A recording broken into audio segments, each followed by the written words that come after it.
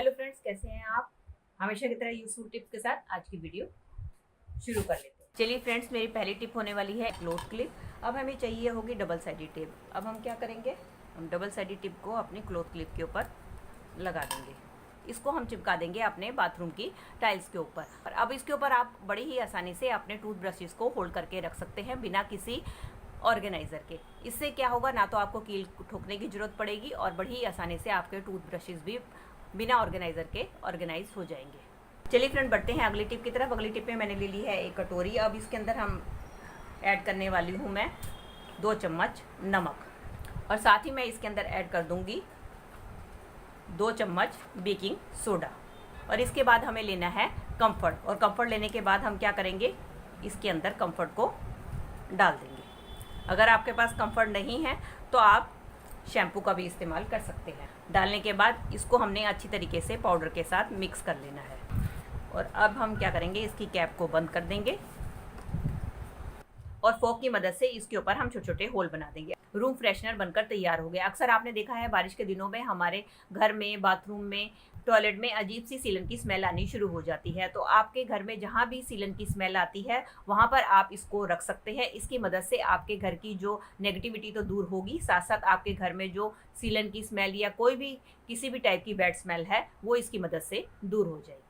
चलिए फ्रेंड, मेरी अगली टिप होने वाली है तुलसी के पौधे को लेके। दोस्तों, जब भी हम नया पौधा लगाते हैं तुलसी का, आपने देखा है हमारा पौधा इस तरीके से हरा भरा होता है, लेकिन कुछ ही दिनों के बाद आपने देखा है कि आपका पौधा जो है सूखना शुरू हो जाता है। तो हमें समझ में नहीं आता कि हमारा पौधा क्यों सूख रहा है। उसका मेन कारण होता है कि हमारे जो पौधे के ऊपर इस तरीके से बीज लगे होते हैं, जिनको कि अक्सर हम इसी तरीके से छोड़ देते हैं। तो आपने क्या करना है कि आपने इसके बीजों को इस पौधे के ऊपर लगे हुए बिल्कुल भी नहीं छोड़ना। आपने क्या करना है, इनके बीजों को आपने इनके पत्तों से अलग कर देना है, क्योंकि ये जो बीज हैं इसके कारण हमारा जो है पौधा सूखता चला जाता है और धीरे धीरे हमारी तुलसी जो है बिल्कुल ही ख़त्म हो जाती है। तो आप जब इन बीजों को इस पत्तों से अलग कर देंगे तो आपका पौधा जो है कभी भी सूखेगा नहीं और आपका पौधा जो है तुलसी का हमेशा हरा भरा बना रहेगा। इन बीजों को भी आप बिल्कुल ना फेंकें, इनका भी बहुत बढ़िया यूज़ बताने वाली हूँ, क्योंकि ये बीज जो है प्रोटीन, फाइबर और आयरन से भरपूर होते हैं। तो आपने जब भी चाय बनानी है, चाय बनाने के टाइम पे आपने जो है ये बीज की एक डिंडी जो है आपने अपने चाय में डाल देनी है। इससे क्या होगा, एक तो आपकी इम्यूनिटी मजबूत होगी, आपका मेटाबॉलिज्म स्ट्रांग होगा। और दोस्तों, आपने कई बार देखा है कई लोगों को बदलते मौसम के कारण खांसी, सर्दी, जुकाम हो जाता है। तो आप इस तरीके की चाय पियेंगे तो आपको इन सब चीज़ों से, इन सब समस्याओं से छुटकारा मिलेगा और साथ में आपको महंगी महंगी एंटीबायोटिक भी नहीं लेनी पड़ेंगी। चलिए फ्रेंड, बढ़ते हैं अगली टिप की तरफ। दोस्तों, सर्दियों में हम जैकेट और शर्ट हम वेयर करते हैं, लेकिन क्या होता है, हमारी जैकेट और शर्ट तो साफ़ रहते हैं, लेकिन इनके जो कॉलर कफ है वो बहुत ज़्यादा गंदे हो जाते हैं, जिसके कारण हमें इनको बार बार धोना पड़ता है। और हम सब जानते ही हैं कि सर्दियों में बार बार कपड़े धोने से सूखते भी नहीं हैं और हमें काफ़ी दिक्कत भी आती है और ठंड भी लगती है।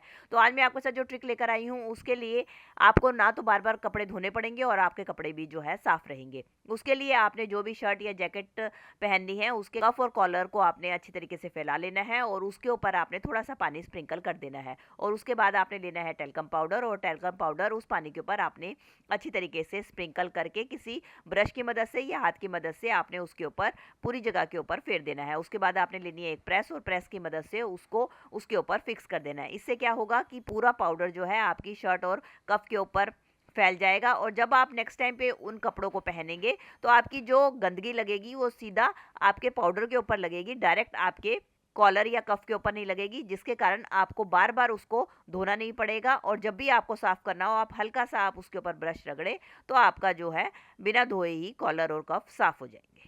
चलिए फ्रेंड, मेरी अगली टिप होने वाली है कैसरोल को लेके। दोस्तों, अक्सर क्या होता है, जब भी हम रोटियां बनाते हैं तो क्या करते हैं, सीधा रोटियां डायरेक्ट हम कैसरोल में रखते चले जाते हैं और रोटी बनाने के बाद हम इसकी लिड बंद करके रख देते हैं, जिसके कारण क्या होती है, स्टीम बनती है और हमारी नीचे वाली रोटी गीली हो जाती है, जो कि खाने लायक नहीं रहती है। तो उसके लिए बहुत ही बढ़िया ट्रिक लेकर आई हूँ। आपने क्या करना है, जब भी आप कैसरोल में रोटी रखें उसके बाद आपने क्या काम करना है, आपने लेना है एक चम्मच, और चम्मच लेकर आपने इस तरीके से इसके अंदर रख देना है। उससे क्या होगा, जो भी रोटी का एक्स्ट्रा जो स्टीम है वो चम्मच की मदद से थोड़ा सा गैप रहेगा वो बाहर निकल जाएगा। और उसके बाद आप थोड़ी देर के बाद इसको निकाल के डब्बे को बंद करके रख दें। इससे आपकी नीचे वाली रोटी गीली भी नहीं होगी और गर्म भी रहेगी। क्योंकि अगर हम इसके लिड को खोलकर इसकी स्टीम निकालते हैं तो उससे क्या होता है, हमारी रोटियां सूख भी जाती हैं और ठंडी भी हो जाती है। तो आप इस ट्रिक से करेंगे तो आपकी रोटियां भी गर्म रहेंगी चलिए फ्रेंड, बढ़ते हैं अगले टिप की तरफ। मेरी अगली टिप होने वाली है स्टील के बर्तन को लेके। दोस्तों, जब भी हम मार्केट से नए स्टील के बर्तन लेकर आते हैं तो आपने देखा है उसके ऊपर इस तरीके से स्टिकर लगे हुए होते हैं, जिनको उतारना काफ़ी डिफिकल्ट होता है।